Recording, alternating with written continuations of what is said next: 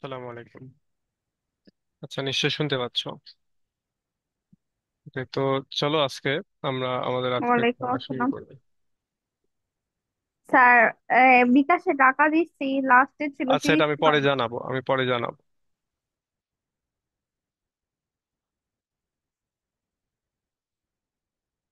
ওকে, তো চলো আমরা শুরু করি। আমরা এখানে যাই, আমাদের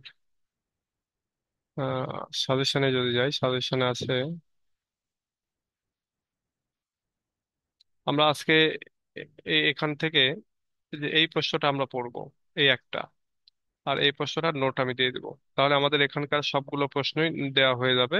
এবং আজকে আবার আমি যে এইটার লেকচার শিট দিয়ে দেবো তোমাদেরকে, লেকচার শিট প্লাস লেকচার শিটের যে বর্ণনা, সেটা সামনের দিনে এইটার ব্রিফ কোশ্চেন হবে। রাইজ অফ ইংলিশে ব্রিফ কোশ্চেন সামনের দিন। তো চলো আজকে আমরা এইটা দেখি। এই যে এই প্রশ্নটা।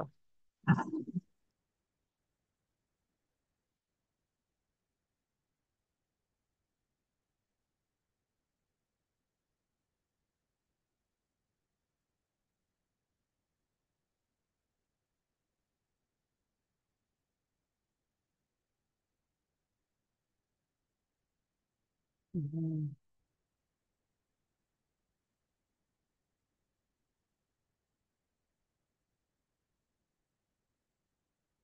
খুঁজে পাওয়াই মুশকিল। আচ্ছা, আমি এটা একবার ওপেন করেছিলাম। এই যে পেয়েছি। ওকে, তো চলো আমরা এই প্রশ্নটা পড়ি এবং আমরা যদি সময় পাই এনাফ, তাহলে আমরা আরেকটা প্রশ্ন আছে ওইটা তো পড়ে ফেলবো আর কি। এই জন্য একটু তাড়াতাড়ি শুরু করি, চলো। তো এখানে বলতেছে, what are the major themes of culture and imperialism. Culture and imperialism, এই যে রাইটিংটা, এটার মেজর থিমটা কি? Major theme, major topic, major subject, এগুলো একই জিনিস। মেজর আইডিয়া, এগুলো একই জিনিস। যদি কখনো কোনো জায়গায় এরকমটা দেখো, হয়তো এখানে বললো যে what are the major idea, বা what are the ideas described by Said in culture and imperialism, তখন এই প্রশ্নটাই লিখে দিয়ে আসবা। তো চলো আমরা এটা দেখি। এখানে বলতেছে, দেখো যে প্রধান প্রধান আইডিয়া গুলো, এখানে যেমন একটা আইডিয়া আছে কলোনিয়ালিজম, ঔপনিবেশবাদ। এইটা নিয়ে তিনি কথা বলেছেন। তারপরে তিনি কথা বলেছেন রেজিস্ট্যান্স সম্পর্কে, অর্থাৎ বাধা দেয়া, বা বলতে পারো বিদ্রোহ করা। হ্যাঁ, এই জিনিসগুলো এখানে রয়েছে। তারা আইডেন্টিটির কথা বলেছেন। ইম্পেরিয়ালিজম এবং কলোনাইজার বা কলোনাইজড, এগুলো কে, কারা, কিভাবে, কি, এইগুলোর ব্যাপারে তিনি এখানে কথা বলেছেন। তারপরে মানুষ আইডেন্টিটির জন্য কিভাবে স্ট্রাগল করেছে, সেগুলো তিনি এই কথাগুলো বলেছেন। এরপরে রয়েছে হাইব্রিডিটি। হাইব্রিডিটি বলতে হয় যে আমরা বলি না, হাইব্রিড উচ্চ ফলনশীল উন্নত জাত আমরা বলে থাকি। তো এটা হচ্ছে হাইব্রিড। তো কালচারের কিছু হাইব্রিড দিক আছে, সেটা আমরা জানবো। তারপর তিনি কথা বলেছেন লিটারেচার নিয়ে, লিটারেচার কিভাবে হেল্প করে ইম্পেরিয়ালিজমকে। এরপর ইম্পেরিয়ালিজম এবং কলোনিয়ালিজম শেষ হওয়ার পরে নতুন একটা আরেকটা ইজম আসে, সেটার নাম হচ্ছে গ্লোবালাইজেশন। আগে ছিল ইম্পেরিয়ালিজম, কলোনিয়ালিজম, পরবর্তীতে গ্লোবালাইজেশনটা আসে। তো আমরা চলো এই আইডিয়াগুলো কোনটা কি সেটা একটু আলোচনা করি। তো দেখো এখানে বলতেছে, culture and imperialism by Edward Said describes how culture and power are linked. বলা হচ্ছে যে এই রাইটিংটা, যেটা এডওয়ার্ড সেইড লিখেছেন, এই রাইটিংটা মূলত ডেসক্রাইব করতেছে, বর্ণনা করতেছে যে সংস্কৃতি এবং শক্তি, এই দুইটার মধ্যে সম্পর্কটা কোথায়, এই দুইটার মধ্যে লিঙ্কটা কোথায়। It explains how Western countries used culture to support their control over other lands. It explains, এটা বর্ণনা করতেছে, অর্থাৎ এই রাইটিংটা বর্ণনা করতেছে যে ওয়েস্টার্ন কান্ট্রিগুলো, আমাদের যে পশ্চিমা যে দেশগুলি, তারা কিভাবে কালচারকে ব্যবহার করেছে অন্যান্য ওভারসিজ যে ল্যান্ড গুলো রয়েছে সেগুলোকে কন্ট্রোলে রাখার ক্ষেত্রে, তাদেরকে সাপোর্ট দেওয়ার জন্য কালচারকে তারা কিভাবে ব্যবহার করেছে সেটা এক্সপ্লেইন করেছে এই রাইটিংটা। Said explores the connection between literature, history and imperialism. Said আরো এখানে তুলে এনেছেন বা বের করেছেন যে কানেকশন রয়েছে, একটা সংযোগ রয়েছে লিটারেচার, হিস্ট্রি, তারপরে ইম্পেরিয়ালিজম, এগুলোর ভিতরে যে একটা সংযোগ রয়েছে সেটাকেও তিনি এখানে বর্ণনা করেছেন, যে এখানে কিভাবে কিভাবে রয়েছেন, সংযোগটা কিভাবে কিভাবে রয়েছে সেটা তিনি দেখিয়েছেন এই রাইটিং এর ভেতরে। আচ্ছা, তো এখানে যে থিম গুলো রয়েছে তার ভিতরে একটা হচ্ছে, বলা হচ্ছে one of the main themes is colonialism. এখানে যতগুলো থিম রয়েছে তার একটা থিম হচ্ছে colonialism, ঔপনিবেশবাদ। Said explains how European countries like Britain and France took control of many parts of the world. Said এখানে বর্ণনা করেছেন যে কিভাবে ইউরোপিয়ান দেশগুলো, বিশেষ করে ব্রিটেন এবং ফ্রান্সের মতো যে দেশ, তারা আহ, পৃথিবীর অন্যান্য অংশে গিয়ে কিভাবে কন্ট্রোল নিয়ে নিয়েছিল পৃথিবীর অন্যান্য অংশের। They didn't just use force, তারা শুধুমাত্র যে ফোর্স ব্যবহার করেছে, শক্তি ব্যবহার করেছে তাই নয়, they also spread their culture. তারা কি করেছে, তাদের যে সংস্কৃতি সেই সংস্কৃতিটাকেও ছড়িয়ে দিয়েছে। Novels, plays, and stories often supported the idea that Western culture was superior. এবং এটার ক্ষেত্রে গিয়ে তাদের যে কালচারটা বা তাদের লিটারেচারটা যে তারা স্প্রেড করেছে, সেখানে আমরা দেখেছি যে ওখানে লিটারেরি এলিমেন্ট, বিশেষ করে নোভেল, তারপর নাটক, স্টোরি যেগুলো রয়েছে, এগুলো সবসময় যেটা দেখেছি সাপোর্ট করেছে তাদের যে আইডিয়াগুলো, যে western culture superior, western culture হচ্ছে অন্য কালচারের চেয়ে বড় গুণে মানে। তো এই আইডিয়াটাকে সাপোর্ট করেছে তাদের লিটারেচার গুলো। He discusses how famous writers like Jane Austen, Joseph Conrad wrote about life in Europe while ignoring the sufferings of colonized people. তিনি বর্ণনা করেছেন, তিনি ডিসকাস করেছেন, আলোচনা করেছেন কিভাবে ফেমাস রাইটাররা, বিশেষ করে জেন অস্টিন, তারপর জোসেফ কনরাড, এরা লিখেছেন ইউরোপিয়ানদের লাইফ নিয়ে বা ইউরোপের লাইফ নিয়ে, এবং একই সঙ্গে তারা ইগনোর করেছে কলোনাইজড পিপলদের যে সাফারিংস, কলোনাইজড পিপলদের যে কষ্ট দুর্ভোগ, সেগুলোকে তারা যেন ইগনোর করেছেন। দিস ইজ হোয়াই, আচ্ছা, this is why that culture can support power, এবং এই জন্যই কালচার হচ্ছে তোমার পাওয়ারকে সাপোর্ট করেছে। সেইড সেইস, এই ব্যাপারে সেইড বলতেছেন যে never has the distinction between our world and their world between been as strong as it is now. বলা হচ্ছে যে নেভার হ্যাজ দ্য ডিস্টিংশন, কখনোই এই পার্থক্যটা ছিল না আমাদের বিশ্ব এবং তাদের বিশ্বের ভেতরে, been as strong as it is now, এবং এখনকার মতো এরকম শক্তিশালী যে পার্থক্য সেটা আগে কখনোই ছিল না। মানে এক কথায় কলোনিয়ালিজমের পরে ওই বিশ্ব, মানে তাদের বিশ্ব এবং আমাদের বিশ্বের ভেতরে যে পার্থক্যটা দেখানো হয়েছে বা দেখানো করা হয়েছে, সেটা আগে এরকমটা ছিল না। আমরাও জানি, তাই না? আমরা জানি যে আগে ইন্ডিয়া আগে থেকে অনেক ফেমাস ছিল, বা ইনফ্যাক্ট আমাদের আমাদের এই অঞ্চলটাতে, বিশেষ করে বাংলাদেশ, হ্যাঁ, এই অঞ্চলগুলো, এটাকে বলা হয়তো জান্নাতাবাদ, তাই না? কারণ এত এখানে প্রাণ প্রাচুর্য ছিল। ইনফ্যাক্ট তোমরা হয়তো মনে আছে কিনা তোমাদের, বাদশাহ বাবরের, মানে মোগল সম্রাট বাবরের যে ছেলে হুমায়ুন, অর্থাৎ আকবরের বাপ, হ্যাঁ, সে কিন্তু ওই যে দাউদ দাউদ খানের সাথে, মনে হয়, হ্যাঁ, দাউদ খান, তার সাথে পরাজিত হয়ে দুইবার সে পরাজিত, এবং দুইবারই সে বাংলাদেশে পালিয়ে আসে। বাংলাদেশ বলতে জান্নাতাবাদ, এই জান্নাতাবাদে পালিয়ে আসে। ওকে, দেখো, অ্যানাদার থিম ইজ রেজিস্ট্যান্স। আরেকটা থিম হচ্ছে এই রেজিস্ট্যান্স, বাধা দেয়া আর কি। Many of the people living in colonized countries did not agree with Western control. অনেক মানুষ যারা এই কলোনাইজড কান্ট্রিগুলোতে বসবাস করত, তারা ওয়েস্টার্ন দের যে কন্ট্রোল, তাদের যে নিয়ন্ত্রণ, এটার সাথে তারা একমত হতে পারেনি। দে ফট ব্যাক ইন মেনি ওয়েজ, তারা বিভিন্নভাবে যুদ্ধ করেছে তাদের সাথে। সাম ইউজড উইপন্স, কিছু লোক আছে তারা অস্ত্রশস্ত্র ব্যবহার করেছে। Some others used art, writing and music, এবং অন্যরা ব্যবহার করেছে ইন্টেলেকচুয়াল যে উইপন। ইন্টেলেকচুয়াল উইপন মানে কি? এই আর্ট, মিউজিক, রাইটিং, এগুলো। Writers from Africa, Asia and Latin America wrote about their own culture and histories. বলা হচ্ছে ওই সময় যারা রাইটাররা ছিল, বিশেষ করে আফ্রিকার, তারপর এশিয়ার, তারপরে ল্যাটিন আমেরিকা, অর্থাৎ ওই যে ব্রাজিল, আর্জেন্টিনা, ওই অঞ্চলটা, ক্যারিবিয়ান অঞ্চল, বলতে এই জায়গার রাইটাররা, তারা তাদের কালচার এবং হিস্ট্রি এবং ইতিহাস নিয়ে ব্যাপকভাবে লেখালেখি করেছিল।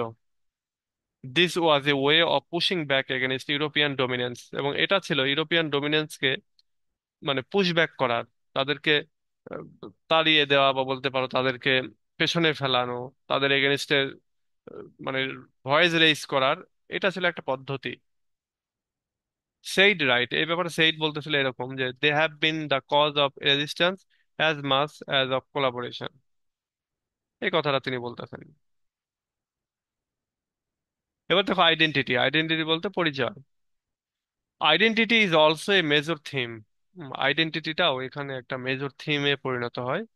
Said explores how imperialism affects both the colonisers and the colonised. Said তিনি তুলে ধরেছেন যে কিভাবে ইম্পেরিয়ালিজমটা বা সাম্রাজ্যবাদ যেটা, সেটা কলোনাইজার এবং কলোনাইজড উভয় লোকদেরকেই প্রভাবিত করেছে, সেটা তিনি এখানে তুলে ধরেছেন।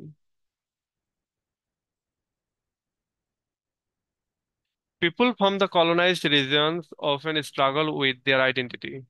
পিপল যারা কলোনাইজড রিজনে ছিল, অর্থাৎ আমরা যারা ছিলাম এই অঞ্চলটাতে, তারা তারা আমরা স্ট্রাগল করতাম আমাদের আইডেন্টিটি নিয়ে। যে আমরা ব্রিটিশ নাকি আমরা ইন্ডিয়ান, আমরা আমরা কি বলবো, আমাদের নিজেদেরকে ব্রিটিশ বলে চালাবো নাকি ইন্ডিয়ান বলে চালাবো, এরকম তখন একটা ইয়ে ছিল।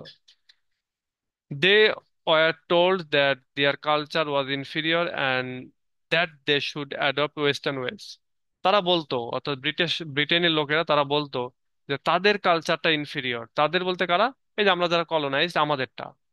তারা বহির্বিশ্বে প্রচার করত যে যে দেশ তারা দখল করত সেই দেশে প্রচার চালাইতো, বা বহির্বিশ্বের কাছে উপস্থাপন করতো যে ওই দেশের লোকেরা অসভ্য এবং ওরা ইনফিরিয়র আমাদের চাইতে, যার জন্য ওদের উচিত ওয়েস্টার্ন ওয়েস্টার্ন জীবন ধারণের যে পদ্ধতিগুলো, লাইফ স্টাইল গুলো, সেগুলোকে যাতে করে তারা মেনে নেয়, তারা সেটার সাথে যেন আহ, মানে খাপ খাইয়ে নেয়।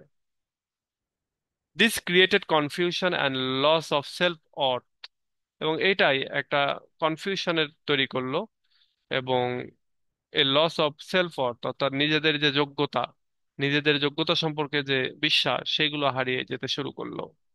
However, many people in the colonized regions found ways to keep there culture alive.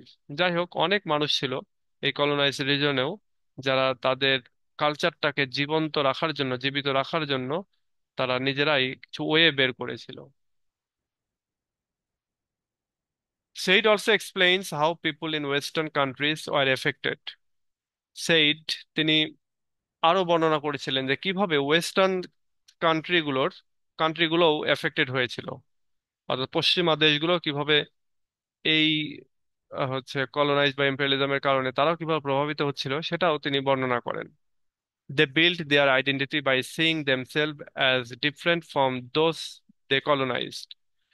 বলতেছে দে বিল্ড দেয়ার আইডেন্টিটি, তারা তাদের আইডেন্টিটিটা, পরিচয়টা তারা নির্মাণ করেছিল বাই সিইং দেমসেলভ, তাদের নিজেদেরকে দেখেই, as different from those they colonized, অর্থাৎ যারা যে সমস্ত দেশগুলোকে কলোনাইজ করেছিল তাদের থেকে ডিফারেন্ট হওয়াতেই তারা নিজেরাই নিজেদের আইডেন্টিটি বিল্ড করেছিল।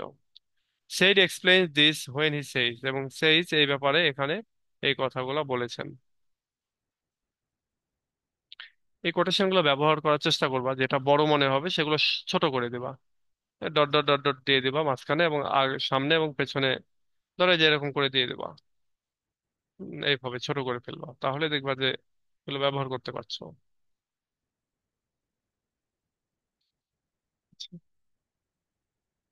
এবার গেল হচ্ছে এবার হচ্ছে দ্য থিম অফ হাইব্রিডিটি।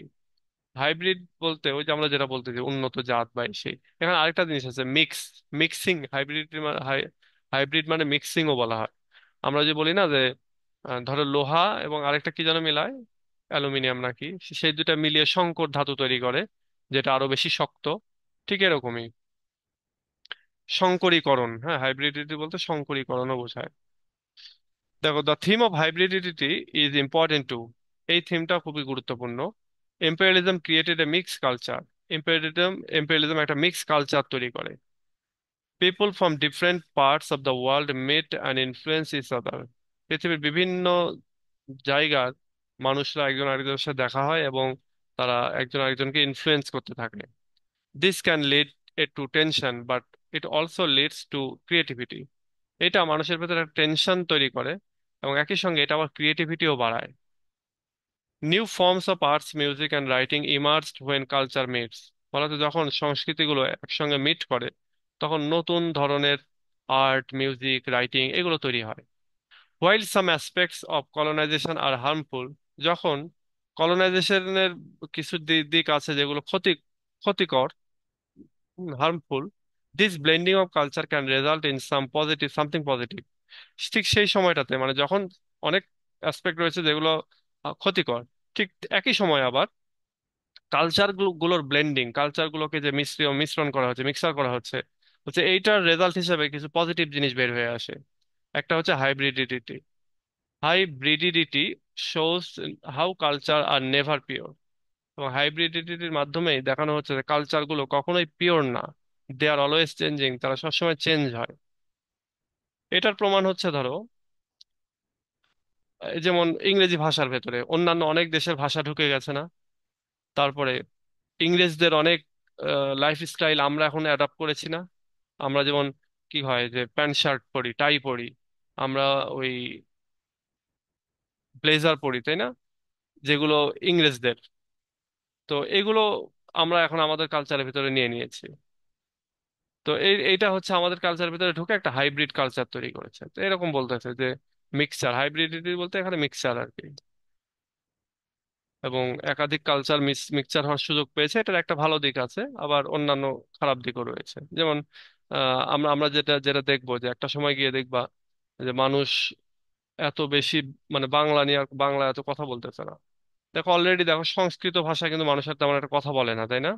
আমরা কিন্তু ওইভাবে ওই যে সাধু ভাষায় আমরা আর কথা বলি বলি না, যেটা সংস্কৃত ভাষার প্রধান একটা এলিমেন্ট ছিল। তো এরকম ভাবে ধীরে ধীরে একটা সময় দেখা যাচ্ছে যে মিক্স হতে হতে একটা সময় মানুষ বাংলাটাই হয়তো বা বলবে না, হারিয়ে যাবে, হয়তো 100-200 বছর পর। তখন ইংরেজিটাই প্রাধান্য পাবে। ওকে, এরপর দেখো লিটারেচার। লিটারেচার প্লেস এ কি রোল ইন ইম্পেরিয়ালিজম। ইম্পেরিয়ালিজমের ক্ষেত্রে, সাম্রাজ্যবাদের ক্ষেত্রে লিটারেচার একটা খুবই গুরুত্বপূর্ণ ভূমিকা পালন করে, প্রধান ভূমিকা পালন করে। Said explains how novels, poems, and other cultural works helped spread ideas about empire. আমাদের সেইড তিনি বর্ণনা করেছেন যে নোভেল, পোয়েমস এবং অন্যান্য কালচারাল ওয়ার্কগুলি সেগুলো কিভাবে হেল্প করেছিল এই এম্পায়ারের যে আইডিয়াটা সেটাকে ছড়িয়ে দেওয়ার ক্ষেত্রে, তিনি সেটা এক্সপ্লেইন করেন। Western writers often presented colonised people in a negative way. Western রাইটাররা এই কলোনাইজড পিপলদেরকে নেগেটিভ ওয়েতে তারা উপস্থাপন করত।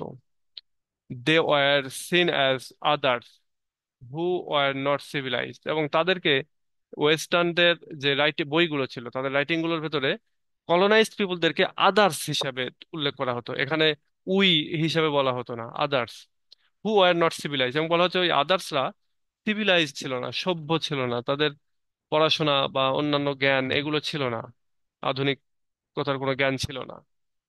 This made it easier for western countries to justify taking control. এবং এইটাই ওয়েস্টার্ন কান্ট্রিগুলোকে, এই যে তারা যে কন্ট্রোল করে ফেলতেছে, আমাদের দেশগুলো দখল করে নিচ্ছে, এটাকে একটা জাস্টিফিকেশন দিয়েছিল, একটা বৈধতা দেওয়ার চেষ্টা হয়েছিল আর কি এটার মাধ্যমে। State points out how stories often ignore the experiences of people who lived under colonial rule. তিনি পয়েন্ট আউট করেছেন যে কিভাবে গল্পগুলি, স্টোরিগুলি ওফেন ইগনোর, প্রায় ইগনোর করতো, অবজ্ঞা করতো এই যারা হচ্ছে কলোনিয়াল রুলের আন্ডারে যারা বসবাস করতো তাদের যে অভিজ্ঞতা, সেই অভিজ্ঞতাগুলোকে, মানে গল্পগুলোর ভেতরে কলোনিয়ালদের অভিজ্ঞতা তেমন একটা থাকতো না, থাকতো শুধু তাদেরই। He emphasizes that understanding these literary works require looking at the political and historical background. তিনি গুরুত্ব আরোপ করতেছেন যে এই লিটারেরি ওয়ার্কগুলোর যদি আমরা আন্ডারস্ট্যান্ডিং করতে চাই, যদি ভালোভাবে বুঝতে চাই, তাহলে আমাদের উচিত হলো হিস্টোরিক্যাল এবং পলিটিক্যাল যে ব্যাকগ্রাউন্ড রয়েছে এই ঘটনাগুলির, সেগুলো নিয়ে জানা, সেগুলো নিয়ে পড়াশোনা করা।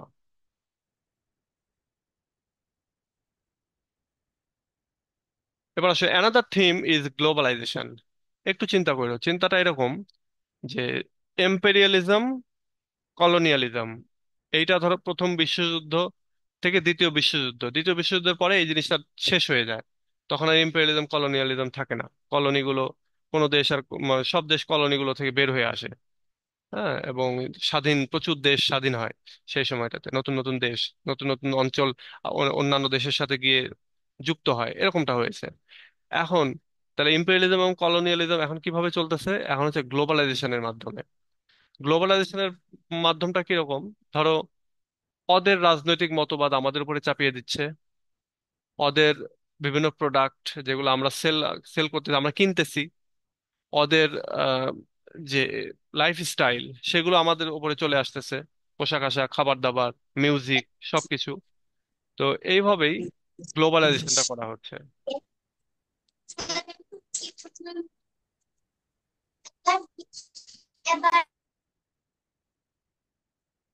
ওকে, দেখো, অ্যানাদার থিম ইজ গ্লোবালাইজেশন। আরেকটা থিম হচ্ছে globalization. Imperialism was one of the first steps towards the global world. Imperialism ছিল এই গ্লোবাল ওয়ার্ল্ডের প্রথম একটা স্টেপ। অনেকগুলো স্টেপের ভেতরে ইম্পেরিয়ালিজমটা ছিল একটা step. European powers spread their influence across the globe. European পাওয়ারগুলো, ইউরোপিয়ান শক্তিগুলো অ্যাক্রস দ্য গ্লোব, সারা পৃথিবীতেই তাদের যে প্রভাব, সে প্রভাবটা তারা ছড়িয়ে দিয়েছিল। This shaped today's political, economic and cultural system. বলতেছে ওইটাই, এই যে তারা প্রভাবিত করেছিল সারা বিশ্বকে, বলতেছে ওইটাই এই বর্তমানের রাজনৈতিক, অর্থনৈতিক এবং কালচারাল সিস্টেমটা তৈরি করেছিল। Said explains how colonialism created connections between different parts of the world. Said তিনি বর্ণনা করেছেন যে কলোনিয়ালিজম কিভাবে কানেকশন বিল্ড আপ করেছেন পৃথিবীর বিভিন্ন অংশের ভেতরে। He also warns that imperialism is not completely over. তিনি আরো বলে থাকেন যে কলোনিয়ালিজম সম্পূর্ণরূপে শেষ হয়নি। Modern forms of domination continues in a new way, such as economic control. Modern যে ফর্ম ডমিনেশনের, সেটা চলতেছে একটা নতুন পদ্ধতিতে, নতুন ধরনের, নতুন ওয়েতে। সেটা নতুনটা কেমন? ইকোনমিক কন্ট্রোল, অর্থনৈতিক কন্ট্রোল, যেটা ওই যে ধরো এখন বিশ্ব ব্যাংক, আইএমএফ, হ্যাঁ, এডিবি, এগুলোর মাধ্যমে আসলে তোমার সারা বিশ্বকে কন্ট্রোল করা হচ্ছে। যেমন এই যে বাংলাদেশে এত এত হেল্প পায়, কিভাবে? কারণ আইএমএফ, বিশ্ব ব্যাংক এরা হেল্প করছে। হেল্প গুলো কি, হেল্প কি, এগুলো হচ্ছে মূলত ঋণ দিচ্ছে, তারা সুদ নিচ্ছে এখান থেকে।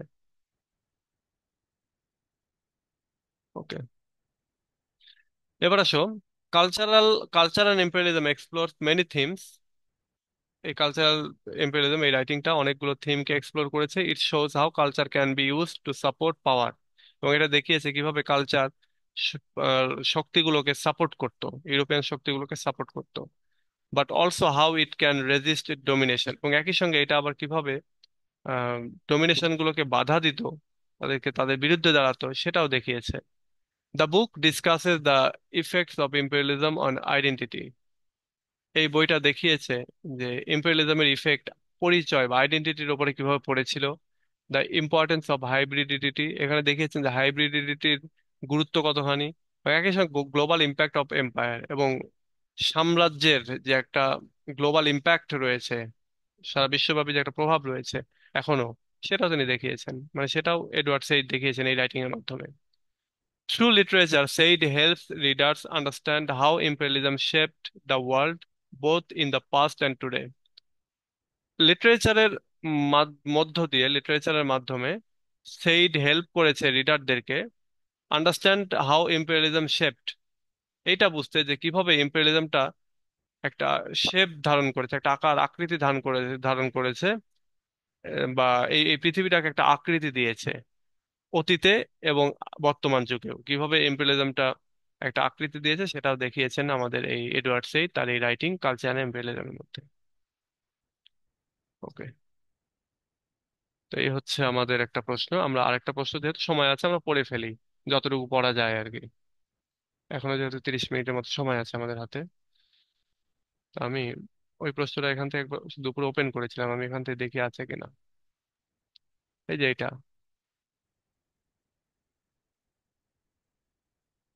আচ্ছা, এখানে দুইটা অ্যান্সার আছে, হ্যাঁ। দুইটা অ্যান্সার হচ্ছে যে একটা সহজ, একটা কঠিন।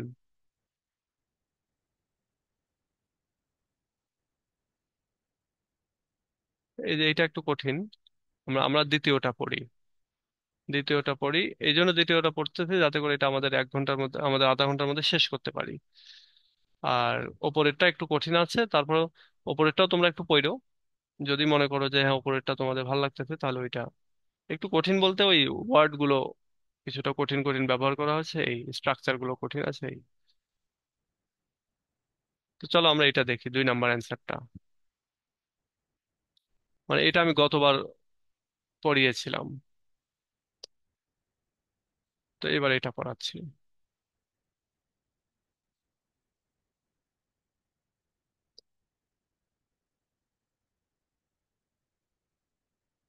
দেখো, এডওয়ার্ড সেইড, আচ্ছা আমাদের প্রশ্নটা কি, প্রশ্নটা হচ্ছে what nature of western imperialism is highlighted by Edward Said. Edward Said western, এই যে এটা, what nature of western imperialism, western ইম্পেরিয়ালিজমের পশ্চিমা যে সাম্রাজ্যবাদ, সেটার কোন ধরন, কোন প্রকৃতিকে বা এটা কোন ধরনের, সেইটাকে হাইলাইট করেছেন এডওয়ার্ড সেইড। অর্থাৎ ওয়েস্টার্ন ইম্পেরিয়ালিজমের কোন নেচারটাকে তিনি তুলে ধরেছেন, এই এডওয়ার্ড সেইড তুলে ধরেছেন, সেটা প্রশ্নটা। চলো আমরা দেখি এখানে।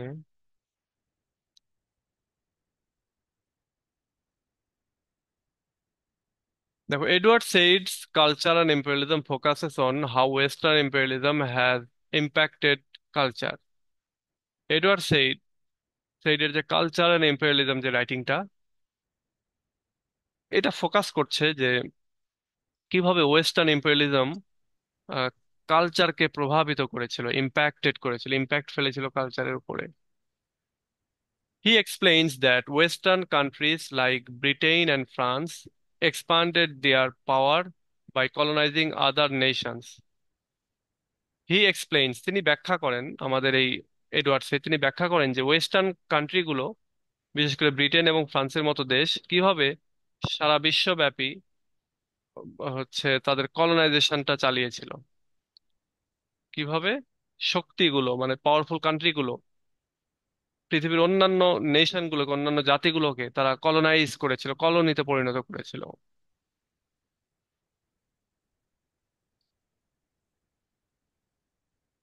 These empires took control of lands in Africa, Asia and Middle East. অর্থাৎ এই এম্পায়ার গুলো, তারা তোমার কন্ট্রোল নিয়েছিল এশিয়া, আফ্রিকা এবং মিডল ইস্টের। Imperialism was not just about politics or military strength, but also about culture. বলা হচ্ছে ইম্পেরিয়ালিজম শুধুমাত্র তোমার রাজনীতি, মিলিটারি শক্তি, এইটাই নয়, বরং এখানে কালচারটাও ছিল, কালচারটাও ইম্পেরিয়ালিজমের অন্তর্গত ছিল আর কি। Said describes how literature, art, and media helped to spread the idea of empire. Said এখানে বর্ণনা করেছেন যে কিভাবে লিটারেচার, আর্ট, মিডিয়া, এরা সবাই হেল্প করেছে এই এম্পায়ারের যে আইডিয়াটা সেটাকে ছড়িয়ে দেওয়ার ক্ষেত্রে। Writers and artists in the West often created works that supported the idea of imperialism. বলা হচ্ছে ওয়েস্টদের, পশ্চিমাদের যে, পশ্চিমা যে রাইটার, যে আর্টিস্ট যারা ছিলেন, তারা প্রায় তাদের কাজ বা তাদের রাইটিং বা তাদের শিল্প তারা তৈরি করেছেন যেগুলো মূলত সাপোর্ট করেছে ইম্পেরিয়ালিজমের আইডিয়াটাকে, সাম্রাজ্যবাদের আইডিয়াগুলোকে সাপোর্ট করেছেন। They portrayed non western cultures as weak, strange and in need of control. তারা এমন ভাবে তাদের রাইটিং লিখেছেন, এমন ভাবে তাদের শিল্পগুলো তারা তৈরি করেছেন যে সেটাগুলো দিয়ে বুঝিয়েছেন যে নন ওয়েস্টার্ন যে কালচার, ওয়েস্টার্ন অর্থাৎ ইউরোপ এবং আমেরিকার কালচার ছাড়া বাকি যত কালচার আছে সবই হচ্ছে দুর্বল, অদ্ভুত, এবং এগুলোকে কন্ট্রোল করা উচিত, এগুলো অসভ্য, তাই এগুলোকে সভ্য করা উচিত, এই বলে ছেড়েছেন আর কি তারা। This made people in Europe think that it was their duty to civilise these Nations. এবং তাদের এই রাইটিং গুলো, অর্থাৎ তাদের এই শিল্পগুলো, শিল্পী বা রাইটারদের, এগুলো ইউরোপিয়ান তৎকালীন মানুষদেরকে এইটা বুঝিয়েছে যে, মানে তারা যখন এই রাইটিং গুলো পড়েছে তারা দেখেছে আরে তাই তো, এটা তো আমাদের ডিউটি, আমরা সিভিলাইজড পার্সন, আমরা সিভিলাইজড সভ্যতা, তাহলে আমাদের উচিত ওই ইন্ডিয়াতে গিয়ে ইন্ডিয়াকে দখল করে ইন্ডিয়ার মানুষদেরকেও আমাদের মতো করে গড়ে তোলা। সিভিলাইজ করা। তারা এটা মনে করেছে, তাদের ডিউটি মনে করেছে তারা। Said believes that this way of thinking justified the action of imperialists. Said তিনি বিশ্বাস করতেন যে এই যে ওয়ে অফ থিঙ্কিং, অর্থাৎ যেভাবে রাইটাররা তাদের চিন্তা রাইটিং এর মাধ্যম দিয়ে তারা একটা আইডিয়াকে প্রচার করেছেন, এবং ওয়েস্টার্ন পিপুলরা যে এই আইডিয়াগুলোকে তারা চিন্তা করতেছে বা এই আইডিয়াগুলোকে তারা মানে গ্রহণ করতেছে, এটা মূলত এম্পেরিয়ালিস্টদের যে অ্যাকশন, সাম্রাজ্যবাদীদের যে কাজগুলি এই অঞ্চলগুলোতে, সেগুলোকে একটা বৈধতা দিয়েছে, একটা জাস্টিফিকেশন দিয়েছে। সেইড এই ব্যাপারে এই কথাটা বলতেছেন যে connection between imperial politics and culture is astonishingly direct। মানে এগুলো সরাসরি একবারে আর কি, কানেকশনটা একবারে সরাসরি এই এম্পেরিয়াল পলিটিক্স এবং কালচারের ভেতরে।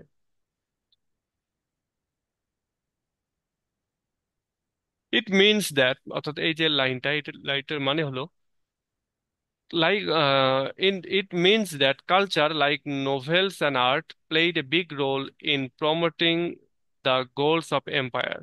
এটার মানে হচ্ছে নোভেল এবং আর্ট কালচারের অংশ হিসাবে এই দুইটা জিনিস একটা বড় ভূমিকা পালন করেছে এই এম্পায়ারদের যে লক্ষ্য, সেই লক্ষ্যটাকে তোমার প্রমোট করার ক্ষেত্রে, এই প্রচার করার ক্ষেত্রে একটা বড় ভূমিকা পালন করেছে। British and French writers like Rudyard Kipling and Joseph Conrad created works that made imperialism seem normal and even positive. British এবং ফ্রেঞ্চ রাইটার, বিশেষ করে নাম বলতেছে হচ্ছে তোমার রাডিয়ার্ড কিপলিং এবং জোসেফ কনরাড, তারা এমন ভাবে তাদের লেখালেখিগুলো করেছেন যে লেখালেখিগুলোকে যে লেখালেখিগুলো ইম্পেরিয়ালিজমটাকে একেবারে নর্মাল হিসেবে উপস্থাপন করেছেন, এবং ইভেন পজিটিভ, ইম্পেরিয়ালিজম যেন পজিটিভ বিষয়। Their stories often placed Europeans as heroes in foreign lands. তাদের গল্পগুলি এমন যে গল্পগুলিতে ইউরোপিয়ানদেরকে এমন ভাবে প্লেস করা হয়েছে যে তারা যেন বিদেশি যে নেশনগুলি, ফরেন যে নেশনগুলি, সেগুলোকে যেন তারা hero. Making colonisation seems like a Nobel mission, এবং কলোনাইজেশনকে তারা একটা নোবেল মহৎ একটা মিশন হিসাবে উপস্থাপন করেছে তাদের রাইটিং গুলোতে। এবং এতে করে ওই যে কি করতেছে তারা, তারা যে সকল অঞ্চল হচ্ছে অশিক্ষিত, কুশিক্ষিত বা আনসিভিলাইজড, অসভ্য, সেই জায়গাগুলোকে সভ্য করা, সেই জায়গার মানুষগুলোকে শিক্ষিত করা, এইটার কাজ যেন তারা হাতে নিয়েছে। এবং তাদের রাইটিং গুলোর মাধ্যমে এই যে কলোনায় দখল করে যে হাতে নেওয়ার দায়িত্ব, হাতে নেওয়া, কাঁধে নেওয়া, এটাকে তারা তাদের রাইটিং এর মাধ্যমে প্রচার প্রচারণা চালিয়েছে এই রাডিয়ার্ড কিপলিং এবং জোসেফ কনরাড।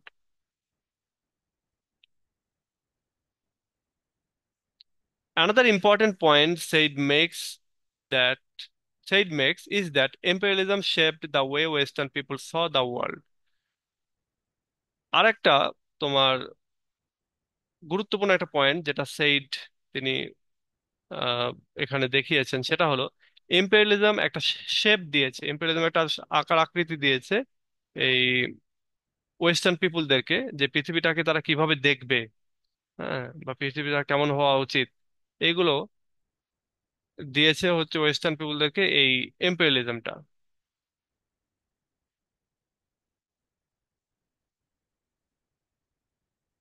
মানে ওয়েস্টার্ন পিপুলরা যেভাবে এই পৃথিবীটাকে দেখে, অন্যদেরকে যে মানে আদার্স, যারা আদার্স থেকে যে অসভ্য হিসেবে দেখে, এইটা তারা এই শেপটা পেয়েছে হচ্ছে ইম্পেরিয়ালিজম বা ইম্পেরিয়ালিস্টিক যে রাইটার, শিল্প, আর্ট, সেগুলো থেকে। They viewed themselves as superior and others as inferior. তারা তাদের নিজেদেরকে সুপিরিয়র ভাবে, সর্বোৎকৃষ্ট ভাবে, এবং অন্যদেরকে ইনফিরিয়র, নিকৃষ্ট ভাবে। This idea was supported by the culture they consumed, and whether through books, newspaper or paintings, বলতেছে যে এই আইডিয়াটা, অর্থাৎ অন্যরা ইনফিরিয়র, আমরা সুপিরিয়র, আহ, এই আইডিয়াটাকে সাপোর্ট করেছে কালচার, কালচারের মাধ্যমে সাপোর্ট করা হয়েছে। এবং যেই কালচারটা তারা কনজিউম করতো, যে কালচারটা তারা নিজেদের ভেতরে ধারণ করতো, যেমন বইয়ের মাধ্যমে করা হয়েছে, নিউজ পেপারের মাধ্যমে করা হয়েছে, পেইন্টিং এর মাধ্যমে করা হয়েছে। তখন তার ভিডিও অডিও ছিল না, তো এই জন্য তখন হচ্ছে এই এগুলোর মাধ্যমে করা হয়েছে, বা থাকলে ওগুলো খুবই সামান্য, তাই না? আজ থেকে 50 60 100 বছর 200 বছর আগের যে কাহিনীগুলো, সেগুলোতে তোমার তখন তো আর এত কিছু ছিল না, তখন বই, নিউজ পেপার, সর্বোচ্চ পেইন্টিং, এগুলো ছিল। এই ব্যাপারে এই যে আমাদের সেইড এই কথাটা বলতেছেন, এই কথার মানে হচ্ছে এখানে তিনি কি বলেছেন, ইট emphasizes how the imperial power treated foreign land. এখানে তিনি দেখিয়েছেন, জোর দিয়ে দেখিয়েছেন যে এম্পেরিয়াল পাওয়ার যারা, অর্থাৎ কি বলে, সাম্রাজ্যবাদের যে শক্তিগুলো, তারা বিদেশের যে ভূমি বা ফরেন যে কান্ট্রিগুলো, সেগুলোকে তারা কিভাবে ট্রিট করতো সেটা দেখিয়েছেন, as place to conquer and control, এবং এমন ভাবে উপস্থাপন করতো যে এই প্লেসগুলোকে জিততে হবে, জিতে নিতে হবে, বিজয় করে নিতে হবে, এবং কন্ট্রোল করতে হবে, এমন ভাবে উপস্থাপন করতো। মানে ব্যাপারটা হচ্ছে যেন আমাদের উপকার করতে আসে, কিভাবে, যে এই এলাকার জীবন মান উন্নয়ন করতে হবে, সাক্ষরতার হার বাড়াইতে হবে, মানুষকে শিক্ষিত করতে হবে, সভ্য করতে হবে, এভাবে তারা আসে, এসে তখন দখল করে নেয়। ইস্ট ইন্ডিয়া কোম্পানি যেভাবে করেছিল আর কি, ব্যবসা করতে এসে পুরা দেশ দখল।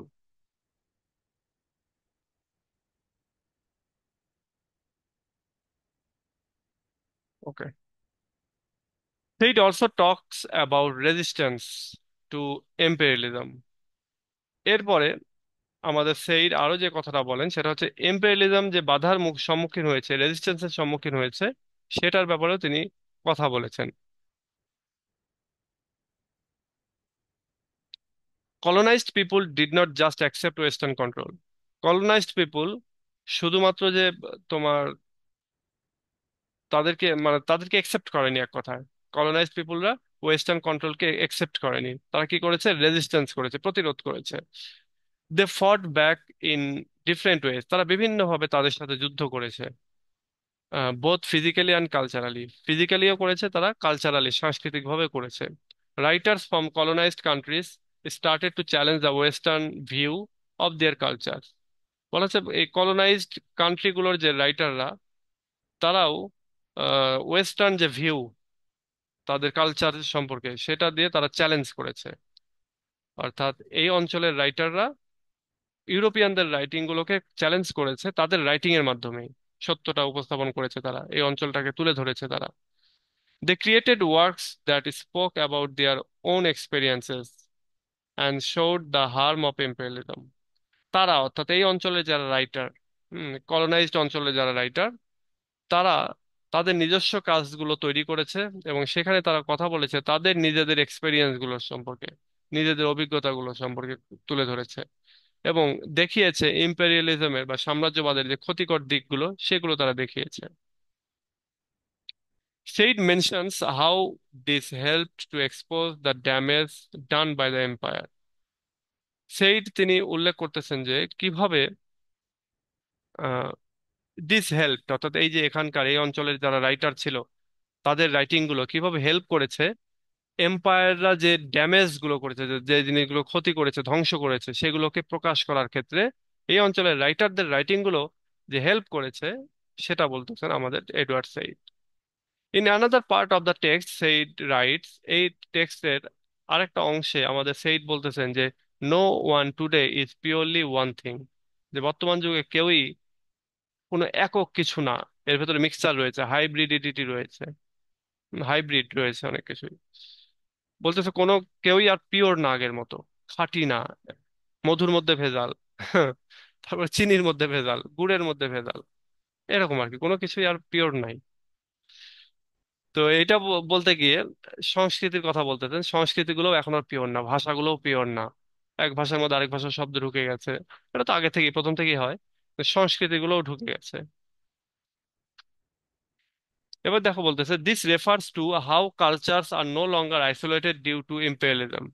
এখানে বলতেছেন যে কালচার গুলো কিভাবে আর আইসোলেটেড না, কিভাবে আর পৃথক নাই, হুম, এগুলো কিভাবে মিক্স হয়ে গেছে, এটা দেখিয়েছেন, এবং এটাকে রেফার করেছেন আমাদের এডওয়ার্ড সেইড, যে ইম্পেরিয়ালিজমের কারণে, সাম্রাজ্যবাদের কারণে কালচার গুলো এখন হাইব্রিড হয়ে গেছে, একটার ভিতর আরেকটা মিশ্রণ ঘটে গেছে।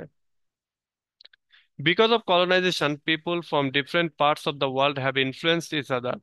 কলোনাইজেশনের কারণে পৃথিবীর বিভিন্ন অংশের মানুষগুলো একজন আরেকজনকে প্রভাবিত করেছে। Western culture took elements from the places they controlled. Western কালচারগুলো অনেক এলিমেন্ট নিয়েছে আহ, যে জায়গাগুলো তারা কন্ট্রোল করতো সেই জায়গাগুলো থেকে। And colonised Nations absorbed parts of western culture. এবং কলোনাইজড নেশনরাও ওয়েস্টার্ন কালচারের, পশ্চিমা কালচারের বিভিন্ন অংশ তারাও অ্যাবজর্ব করে নিয়েছে।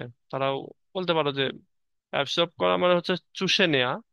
তো এখানে বলতে পারো যে তারা মানিয়ে নিয়েছে, এটার সাথে অ্যাডাপ্ট করে ফেলেছে। Said believes that this has change the world. Said বিশ্বাস করতেন যে এটাই পৃথিবীকে পরিবর্তন করে দিয়েছে। Creating one creating more complex identities for people. এবং মানুষদের জন্য অনেক জটিল আইডেন্টিটি ক্রিয়েট করেছে। মানুষ এখন আহ, যে আইডেন্টিটি, মানে আইডেন্টিটি আগে তো একরকম ছিলই না, কিন্তু এখন আরো বেড়ে গেছে যেন এরকম। আইডেন্টিটিটা চেঞ্জ হয়ে গেছে। এখন আমরা ওই যে আহ, যেমন আমাদের আইডেন্টিটিটা কি, আমাদেরকে মানুষ কি দেখে চিনবে যে এটা বাঙালি? ভাষা দেখে, ঠিক আছে। কিন্তু ধরো তুমি ভাষা পারো না, তুমি বোবা লোক, এবার তোমাকে চিনবে কিভাবে? যদি পোশাকটা ছিল, থাকতো মানে পাঞ্জাবি পায়জামা কিংবা লুঙ্গি গেঞ্জি, তাহলে মানুষ বুঝতে পারতো যে এটা বাঙালি বা এটা সেটা। পাঞ্জাবি পায়জামা হলে না হয় বুঝতে পারতো ওই ইন্ডিয়ান বা পাকিস্তানি। আর যদি ধুতি পাঞ্জাবি থাকতো তাহলে বুঝতো যে ইন্ডিয়ান, হিন্দু বা এরকম কিছু। কিন্তু আমরা এখন কি করি? আমরা এখন শার্ট প্যান্ট পরি, জিন্স পরি। আমরা একটা ভালো জায়গায় যাইতে গেলে আমরা ওই শুটেড বুটেড হয়ে যায়। তো সব মিলে যেটা হয় যে আমাদেরকে আসলে বোঝা মুশকিল। হ্যাঁ, এখন যেটা আছে গায়ের রং, যেটাতে আসলে হাত নাই কারো। আল্লাহ ছাড়া তো এটা কারো হাত নাই। যার জন্য এখন বোঝা মুশকিল, বোঝা যায় শুধুমাত্র গায়ের রং দিয়ে, চুলের হেয়ার স্টাইল দিয়ে, চোখের রং দিয়ে বোঝা যায় যে কোন মানুষটা হচ্ছে কোন অঞ্চলের।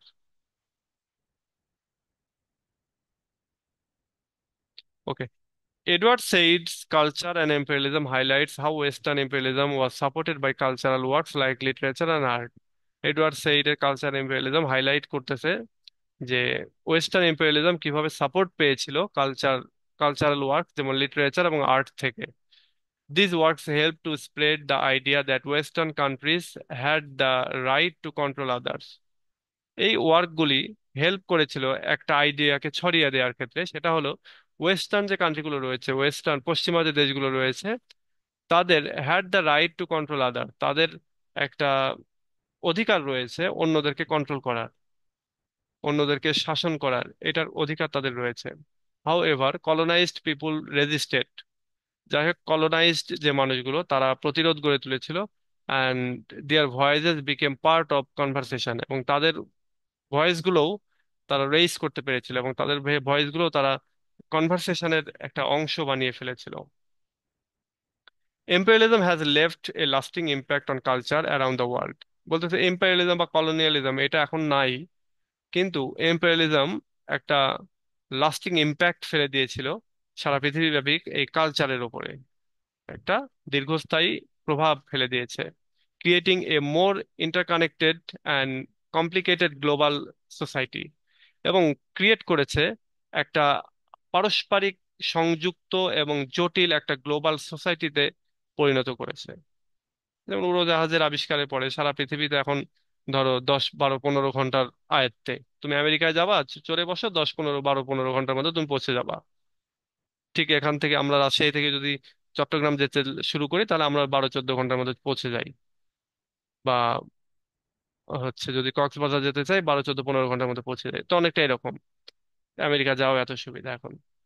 তো সারা বিশ্বটাই এখন ওই জন্যই বলতেছে যে গ্লোবালাইজেশনের কারণে গ্লোবাল হয়ে গেছে এবং গ্লোবাল সোসাইটিতে পরিণত হয়েছে।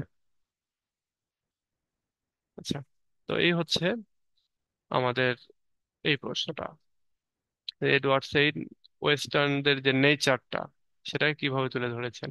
তো এখানে আমি নিচের এইটা পড়লাম, তোমরা ওপরের এটাও একটু পড়ে দেখতে পারো। পড়ে দেখে নিজেরা ওইভাবে একটা সুন্দর আহ প্রশ্ন নিজের মতো করে তৈরি করে নিতে পারো। আর কেউ যদি মনে করো যে না আমি ওপরেরটা পড়বো, সেটাও পড়তে পারো। ওপরেরটা আমি গতবার পড়িয়েছি, তো ওই জন্য তো ওপরেরটা এবার পড়ালাম না, এবার নিচেরটা পড়াইলাম। নিচেরটা সহজ। গতবারের এই নোটগুলো একটু কঠিন ছিল, কঠিন ছিল ওই জন্য অনেকে বলতো যে কঠিন লাগতেছে, এই জন্য এবার আমি সহজ করছি আর কি। আচ্ছা, তো এই হচ্ছে আমাদের দুইটা প্রশ্ন ছিল আজকে। আমরা এটা পড়ে ফেললাম, তোমাদের এই দুইটা প্রশ্ন থেকে কোনো জিজ্ঞাসা থাকলে করতে পারো।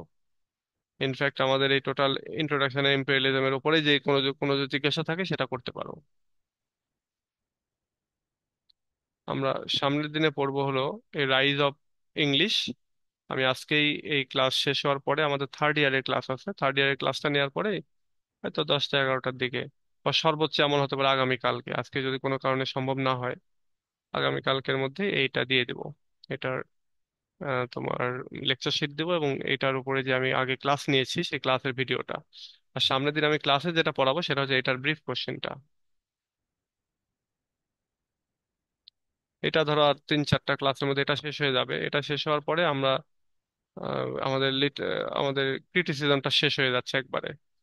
তারপরে যদি আমরা সাজেশনে চলে যাই, তাহলে আমরা এখান থেকে পড়বো। আমরা ইএলটিটা পরে পড়বো। মানে ইএলটি যখনই ধরবো তখন একদল কন্টিনেন্টাল একদল ইএলটি একবার স্টুডেন্টরা ভাগ হয়ে যায়, এলোমেলো হয়ে যায়। তো ওই জন্য এটা পরীক্ষার আগে ধরবো, পরীক্ষার বা ফর্ম ফিল আপের পরে গিয়ে ধরবো। তো আমরা এরপরে এদিকে বাকি এগুলো যেগুলো বাকি আছে সেদিকে চলে আসবো আর কি। আমরা এদিকে উল্টা করেও যেতে পারি, ক্লাসিক্স ইন ট্রান্সলেশন এটাও পড়তে পারি। এটা পড়বো এরপরে। স্যার এটা ভালো হবে বললাম। হ্যাঁ, এটা পড়বো, এটা মজা লাগবে অনেক। এটা মজা বলতে একটু কঠিন, তবে পড়তে মজা লাগবে। আরেকটা জিনিস, এইগুলোর প্রত্যেকটারই বাংলা ট্রান্সলেশন আছে, লাইব্রেরিগুলোতে পাওয়া যায়, এগুলো পড়ে নিও, তাহলে একটু গল্পটা মনে থাকবে। 1 2 3 4 5টা আছে। আর আমাদের এদিকে লাইব্রেরিতে নাকি অনুবাদ নিয়ে আসে না, মানে বলে যে ফোর্থ ইয়ারের কোনো অনুবাদ আমরা রাখি না। তাহলে কোন ইয়ারে রাখে? ফোর্থ ইয়ারেই তো যত নোভেল টোভেল যা কিছু সব। তোমরা ইয়ে করবা, দরকার হয় ওই অনলাইনে অর্ডার করবা। হুম, রকমারি.com-এ অর্ডার করবা। আর অথবা যদি কখনো ঢাকায় যাও, খিলক্ষেত থেকে একবারে নিয়ে আসবা। রাজশাহীর এই অঞ্চলটাতে বাড়ি হলে রাজশাহীতে পাবা, রাজশাহীতে সব পাওয়া যায়। তারপরে রাজশাহীতেই যেহেতু পাওয়া যায়, চট্টগ্রামে তো অ্যাভেলেবল, তো ওখানেও পাবা। আমরা তো জয়পুরহাট, জয়পুরহাট এখানে থেকে একটা লাইব্রেরিতেই শুধু এই যে ইংলিশ ডিপার্টমেন্টের বই হচ্ছে ক্রয় করে, আচ্ছা, বিক্রয় করে। জয়পুরহাট কিন্তু থেকে তো জয়পুরহাট থেকে রাজশাহীতে তো তোমার 2 3 ঘন্টার রাস্তা, ট্রেনে উঠবা চলে আসবা, এসে কিনে নিয়ে আবার চলে যাবা। মেয়ে হয়ে তো যাওয়া পসিবল না। একটা, যদি বিবাহিত হাজবেন্ডকে পাঠাই দিবা একটা লিস্ট করে, আর যদি কোনো এমনিতেই আত্মীয় স্বজন থাকে তাদের বাসায় বেড়াইতে আসবা। তারপরে যদি না হয় সবাই মিলে একটা ফ্রেন্ড, ছেলে ফ্রেন্ডকে পাঠাই দিবা, যে এই যাও এতগুলো ইয়ে নিয়ে আসো গা। কেন অনুবাদ লাগবে নাকি? কার লাগবে অনুবাদ? হ্যাঁ, কারো যদি অনুবাদ লাগে তাহলে এই যে মিম যেটা বলতেছে, আবার অনেকে আছে রাজশাহীতে, তোমাদের যারা আছে তাদের সাথে একটা কন্ট্যাক্ট করতে পারো, সে হয়তো কিনে কুরিয়ার করে পাঠিয়ে দিল, এটাও করতে পারো। আমি আবার করতেছি কি, ওই যে প্রশ্নগুলান এগুলা হচ্ছে যে গুগল ট্রান্সলেশনে অনুবাদ করে দেখতেছি। না, সেটা করতেছো সেটা সমস্যা নাই, কিন্তু আমি যেটা বলতেছি সেটা হচ্ছে যে গল্পগুলোর অনুবাদ করতে। যেমন এক ইলিয়াড যদি তুমি পুরো টেক্সট পড়তে যাও, তো একটা পড়তে পড়তে আমাদের 3 মাস চলে যাবে। কিন্তু এটা যদি আমি বাংলাটায় অনুবাদটা পড়তে যাই, ছোট্ট করে অনুবাদটা, এটা আমাদের হয়তো বা একদিন লাগবে, হয়তো 10 ঘন্টা লাগবে। হয়তো আমি যদি ধীরে ধীরে পড়ি 7 দিন ধরে পড়বো। তো এটা করলে যেটা হবে যে আমার পুরো গল্প সম্পর্কে ধারণা থাকবে। এই জন্য বলতেছি। এবং এগুলো কিন্তু ফ্রি হ্যান্ড রাইটিং এ অনেক হেল্প করে। ইংলিশ থেকে অতটা হেল্প আমরা পাবো না যদি ইংরেজি পড়ার হ্যাঁ জানি তো। অভিজ্ঞতা না থাকে আর কি। আর ওই যে ইউটিউবে ভিডিও গুলানো দেখি, এগুলা অনুবাদের, বাংলা অনুবাদের। হ্যাঁ, ওখান থেকেও পাবা আর কি আইডিয়া। স্যার, আমার একটা ফ্রেন্ড আছে, ও ইংলিশের টেক্সট গুলাও পড়ে, মানে ফুল পড়ে। ওই তো বললাম যে যদি ইংরেজি পড়ার এক্সপিরিয়েন্স থাকে, অভ্যাস থাকে, তাহলে তুমি এটা পড়তে পারো। আর যদি মনে হয় যে না, আমার অভিজ্ঞতা নাই, বা আমি ওর ইংরেজি পড়তে অত স্বাচ্ছন্দ্য বোধ করি না, বিশেষ করে টেক্সট গুলো, তখন আমরা বাংলা ট্রান্সলেশন গুলো পড়ে ফেলবো। আর আমি ওভারঅল ইউনিভার্সালি সবাইকে এই ক্ষেত্রে বলি যে তোমরা বাংলা ট্রান্সলেশনটা পড়ো, কারণ দেখা যাবে যে 100 জনের মধ্যে 2 জন হয়তো বা ইংরেজি টেক্সট পড়ে, আর বাকি সবাই। আর আমি জানি না তোমার ওই ফ্রেন্ডের রেজাল্ট কেমন, ইংরেজি টেস্ট বা এই জাতীয় এইগুলো যারা পড়ে তাদের রেজাল্ট আমি দেখেছি আমাদের বন্ধুদের মধ্যেও অনেকেই দেখা যাচ্ছে যে মোটা মোটা বই এরকম ইয়ে পড়তো, কিন্তু তাদের রেজাল্ট অতটা ভালো হইতো না। আহামরি ভালো হইতো না, তবে তাদের ইয়েটা ভালো হইতো, তারা ওয়ার্ড মিনিং গুলো তাদের অনেক জানা থাকতো। হ্যাঁ, তারপরে বেশ আইডিয়া তাদের ক্লিয়ার থাকতো, কিন্তু এক্সপ্রেশনের দিক থেকে তারা অত ভালো করতে পারতো না, সেখানে সময় থাকতো না। যাই হোক, এক একজনের ক্ষেত্রে এক এক রকম, যে যেটা পছন্দ করে সে সেটা ইউজ করবা। ওকে, সো ঠিক আছে, তাহলে আজকে এ পর্যন্তই। ভালো থেকো, আর সামনের দিনে আমরা এটা নিয়ে পড়বো, rise of English literature. Rise of English literature তো না, রাইজ অফ ইংলিশ নিয়ে এটা। তো ঠিক আছে, আল্লাহ হাফেজ। সালাম আলাইকুম। ওয়ালাইকুম সালাম।